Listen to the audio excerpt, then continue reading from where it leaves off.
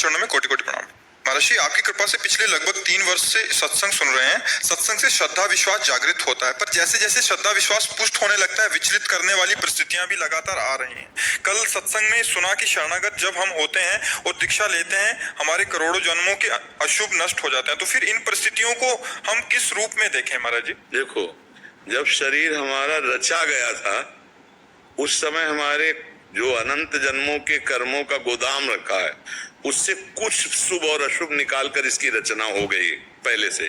शरणागत तो अब हम हो रहे हैं, रचना तो शरीर की पहले से हो गई थी। अब उस रचना में लिखा 40 वर्ष में एक्सीडेंट होगा, आपकी टांग टूटेगी।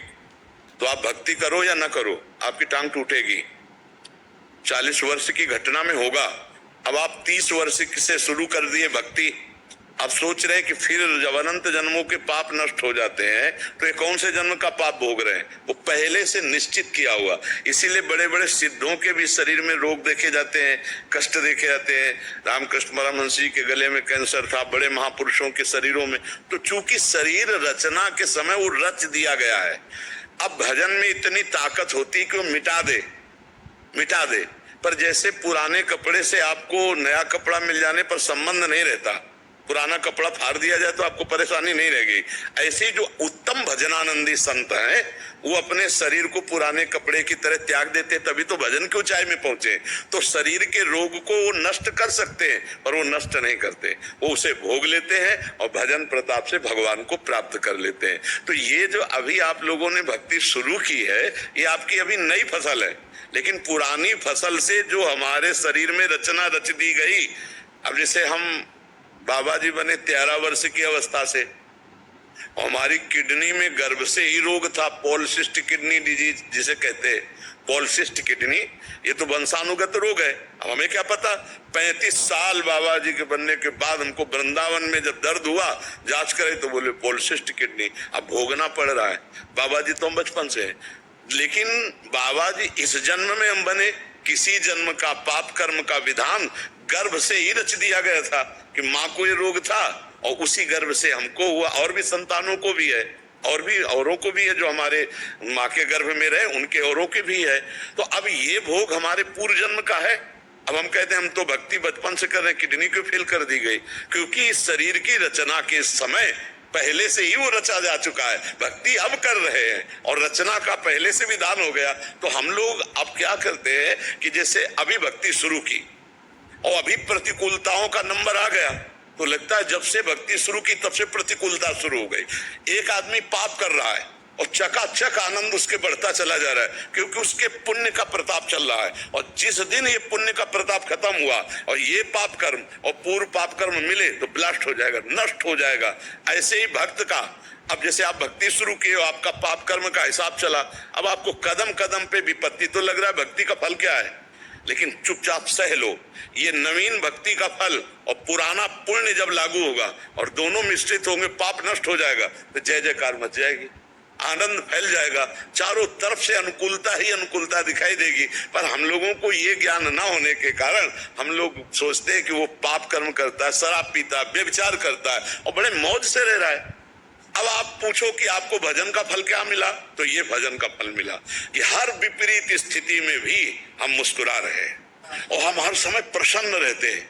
भगवान की शरण में ना मृत्यु का भय है, ना किसी बात की चिंता है, ना कोई, तो एकदम एक आनंद। हमारा दिमाग स्वस्थ है, शरीर अस्वस्थ है। आप लोगों का शरीर अस्वस्थ हो या ना हो, लेकिन दिमाग अस्वस्थ रहता है, इसलिए आप परेशान रहते हैं। शरीर भले माना कि स्वस्थ है, लेकिन आप चिंता, शोक, भय, इसलिए तो अध्यात्म में हमें क्या मिला? हमें प्रसन्नता मिली। तो ये कोई न सोचे कि भक्ति निष्फल जाती है। तो हम ये इसलिए अपनी बात इसलिए सुना देते हैं कि तुम्हें ये विश्वास हो जाए कि भगवान के मार्ग में दुख जो पूर्व से आया है उससे बचने की सामर्थ्य मिलती है। ये भक्ति में नहीं कि हम भक्ति शुरू की तो हमारे अनंत जन्मों के जब पाप नष्ट हो गए, तो किस पाप का? जिस पाप से निकालकर हमारे शरीर की रचना हुई है वो तो पहले हो गई ना। शरणागति तो हम अब हो रहे हैं, तो अब हमको सामर्थ्य मिलेगी सहने की, भोगने की, लेकिन भोगना पड़ेगा। अवश्य में भोक्तव्यम कृतम कर्म शुभाशुभम। इसलिए प्रसन्न होकर के चलो, ये संघर्ष में जीवन जियो, ऐसा क्यों डरते हो कि मतलब विपत्ति और दुख? अरे नहीं, चीर कर आगे निकलो विपत्तियों से। हम भगवान के अंश हैं, हम किसी भी स्थिति में हारने वाले नहीं। हर मार्ग को सह कर राधा राधा कदम आगे बढ़ाते चले जाओ तो मंजिल हासिल हो। एक बार उस चढ़ाई पर चढ़ गए, खत्म खेल। अब किसी की ताकत नहीं कि किसी भी तरह से गिरा सके, क्योंकि वो ऊंचाई ऐसी होती जैसे भुना हुआ चना, चाहे जितना खाद पानी लगाओ अंकुर नहीं आएगा। ऐसे ही जब चित्त भगवदानंद में, तो फिर संसार के भोगों का आकर्षण थोड़ी हो सकता है। इसलिए बहुत आनंद का विषय, विश्वास मानकर चलो, आगे माला माल हो जाओगे। पर हमारे वचन में इतनी सामर्थ्य नहीं कि मैं उस आनंद को बोल सकूं जो मेरे प्रभु दिए हैं। हाँ, वो मतलब आप ये समझो, हर समय मेरा मन नाचता रहता है। प्रिया प्रीतम के चरणारविंद का आश्रय मिल गया ना, अब न मरने का भय न कोई गम है, क्योंकि हमें पता है हमारा शरीर छूटते ही हम अपने प्रभु के पास जाएंगे। हमें कोई संशय नहीं है, तो हमारा मन नाचता रहता है, आनंदित रहता है। तो ये भक्ति का बल है। भक्ति का बल ये है, भक्ति का ये बल वर्तमान के भोगों को मिटा देने का नहीं। अगर मिटाने में लगते हो तो भगवत प्राप्ति नहीं होगी।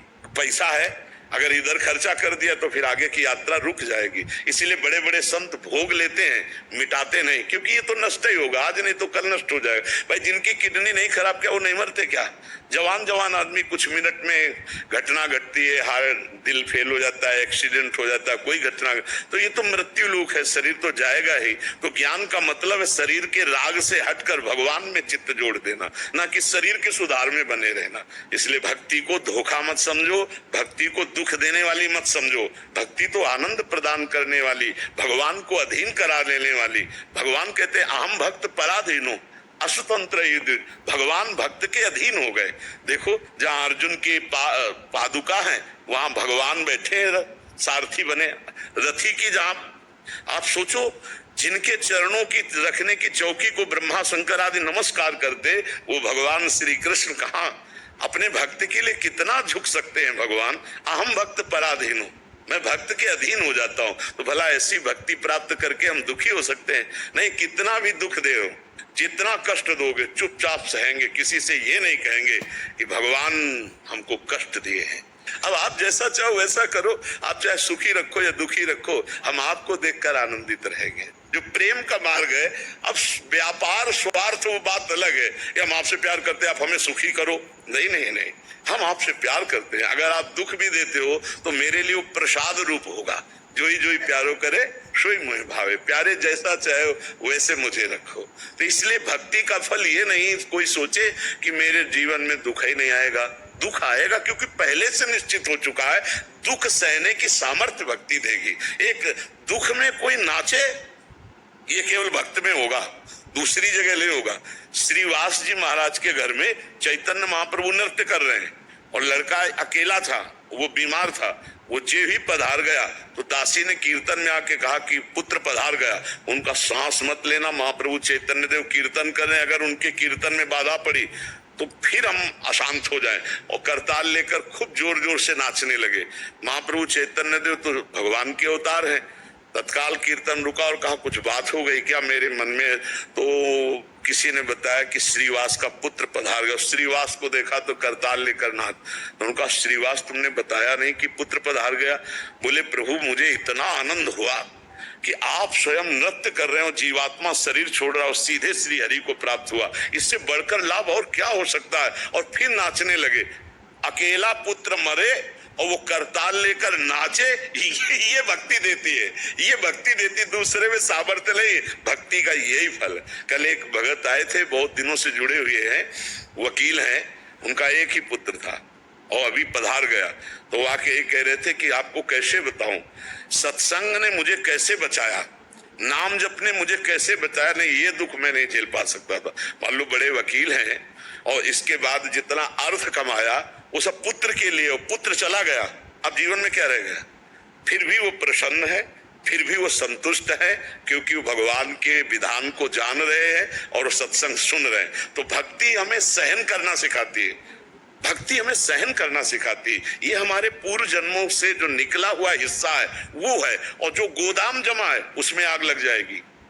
सन्मुख हुए जीव मुई जमहि, जन्म कोटियग नासो तबहि, उसमें आग लग गई पर ये भोगना पड़ेगा। इसलिए विवेक पूर्वक चलो, भक्ति में अश्रद्धा मत करो, ये भगवान को भी अधीन करने वाली है। और तो बात जाने दो, सुमीर पवन सुत पावन नामू, अपने बस करी राखे राम। जतेंद्र सिंह जी।